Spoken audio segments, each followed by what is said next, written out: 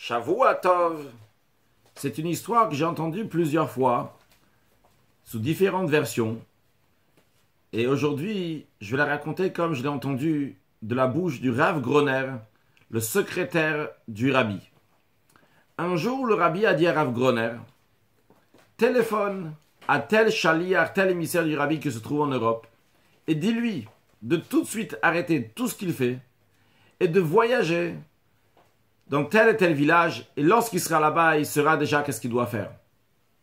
Le Rav Groner a téléphoné à ce chaliar et lui a dit, transmets ce que le Rabbi a dit, laisse tout ce que tu es en train de faire et va voir là-bas dans tel village.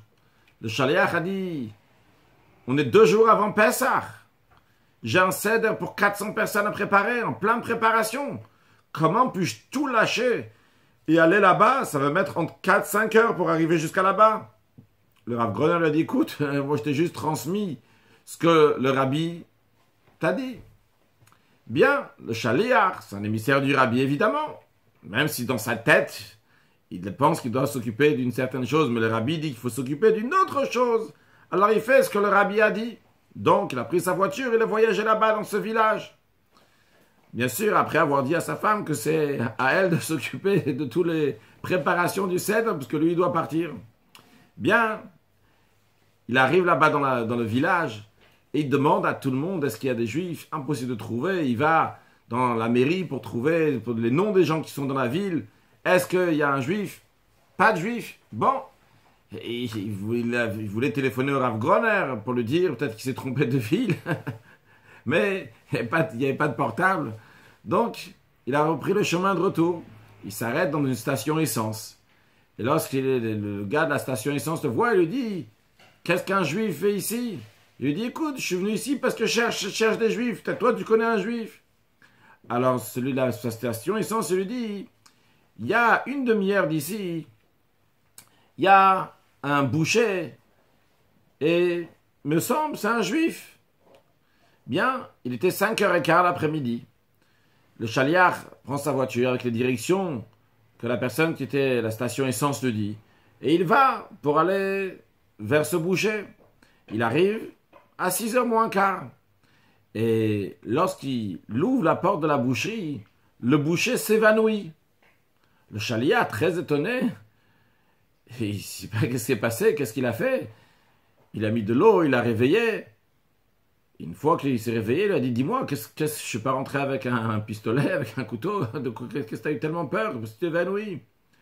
Le boucher lui a dit, calmons-nous, je vais te raconter ce qui s'est passé. Nous, on est là depuis des années ici. Je suis marié avec une femme juive. J'ai 2 filles de 16 ans et 17 ans. Et nous sommes les seuls juifs ici. Et le curé n'arrête pas depuis des années, depuis toujours, de nous dire, viens, joins-nous, viens avec nous. Et je lui ai toujours dit, qu'est-ce que ça veut dire? Un juif, les juifs, dans toutes les générations, ils ont donné leur vie pour pas aller avec le curé, pour pas se convertir. Qu'est-ce que tu veux de moi? Mais il y a une semaine de ça, exactement une semaine de ça, le curé il est venu. Il a dit, je ne veux pas te lâcher cette fois-ci, donne-moi une réponse. Et j'ai dit, écoute, j'ai une femme, j'ai des enfants aussi qui sont assez grands, il faut leur demander à eux pour discuter avec eux, je ne veux pas comme ça te donner une réponse. J'ai discuté avec ma femme. On a dit que si dans une semaine,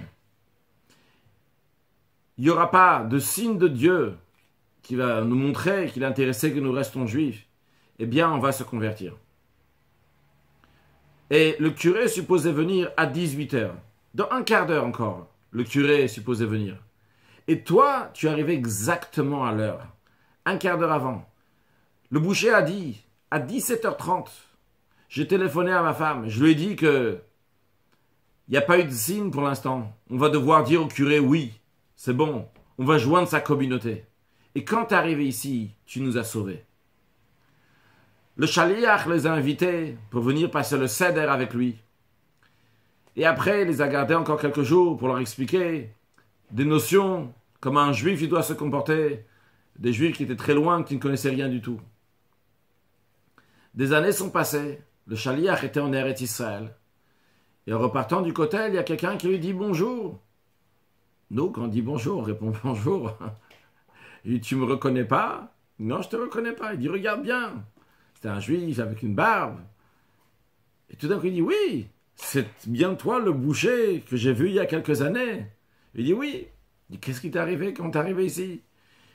Eh bien, le boucher lui a dit, après qu'on a discuté avec toi, après tout ce qui s'est passé, ma femme a dit que si on est bien juif, et c'est le cas, il faut se comporter comme un juif. On ne peut plus rester ici, parce qu'il n'y a pas de communauté juive. Et on a décidé de faire notre aliyah, d'aller en Eretz Israël pour vivre. Et c'est comme ça qu'on se retrouve ici. On voit dans cette histoire comment c'est extraordinaire, comment, tout d'abord, le rabbi a envoyé cette personne-là exactement au bon moment. Le rabbi se trouve dans un endroit, mais il sait ce qui se passe avec tous les juifs. Le rabbi, c'est un roche b'nai Israël, la tête du peuple juif. Et la tête ressent tous les membres du corps. Le rabbi ressent ce que chacun il a besoin, l'endroit où il a besoin. Et le rabbi a envoyé quelqu'un pour sauver cette personne-là au bon moment. Ça, c'est la partie rabbi. Mais il y a la partie aussi chassid, notre partie à nous.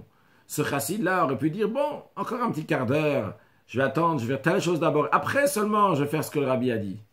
Mais le rabbi a dit au secrétaire de transmettre à ce chassid d'aller tout de suite, de lâcher tout ce qu'il fait. Si ce chassid-là serait arrivé un quart d'heure plus tard, on ne sait pas ce qui serait passé. Lorsque le rabbi dit de faire quelque chose, tout de suite, il faut aller, il faut agir. Alors, en plus, on voit encore une chose. C'est que quand on sauve un juif, c'est pas seulement ce juif-là qui l'a sauvé. Ce juif, sa femme, ses filles. Et c'est des générations et des générations. On ne peut pas s'imaginer l'influence que ça a lorsqu'on va influencer un juif. Vu qu'on se trouve 2 semaines avant Pessah, eh bien, dans les préparations de Pessah, le rabbi a énormément insisté, c'est d'aller distribuer de la matzah shmura, la matzah ronde, faite à la main, qui a été gardée, shmura, qui a été gardée depuis la moisson, qui n'a pas été en contact avec de l'eau. Comme le Zohar, il dit que ça amène la emuna, la foi, le fait de manger le soir du seder. La matzah, ça renforce la emuna, ça donne une refoua, une bonne santé. C'est très important de le faire. Il faut tout lâcher pour aller le faire maintenant. Quand on dit donner, c'est pas obligé de donner. On peut aussi motiver des gens à l'importance de la matzah shmura, qui vont acheter la matzah shmura, mais en tous les cas, qu'ils ont de la matzah shmura, ça c'est l'essentiel pour le soir du seder. Aller dans des magasins, dans des commerces, dire à des gens que c'est important de manger cette matzah, leur dire que c'est important de vendre leur chametz, s'ils ont du chametz pour la fête de Pessah, pour pas que ça leur appartenir, pour pas qu'ils vont transgresser. Aussi bien le sourmera, s'éloigner du mal, la vente du chametz, aussi bien le asetov, le faire manger la emuna, nourrir la emuna, prendre de la emuna, se renforcer dans la emuna, dans la foi. Eh bien, on doit tout lâcher, aller s'occuper de ça. C'est vrai, il y a des choses aussi importantes. Il faut nettoyer tel parterre, telle étagère, et telle chose, et tel tiroir. Tout ça, c'est beau et bien, et c'est aussi important. Bien sûr, il faut s'occuper aussi chez soi. Mais ça n'empêche pas d'aller s'occuper d'un autre juif, de lâcher tout ce qu'on fait, même un seder, pour aller sauver un juif, une famille juive, et des générations et des générations. Lorsqu'on va se renforcer dans ce que le rabbi nous dit de faire, et bien par cela, on pourra accueillir la venue de Mashiach très prochainement, puisque le rabbi a prophétisé la venue de Mashiach pour notre génération. Shavua Tov, et des excellentes nouvelles. Pessah, Kasher, Vesamer.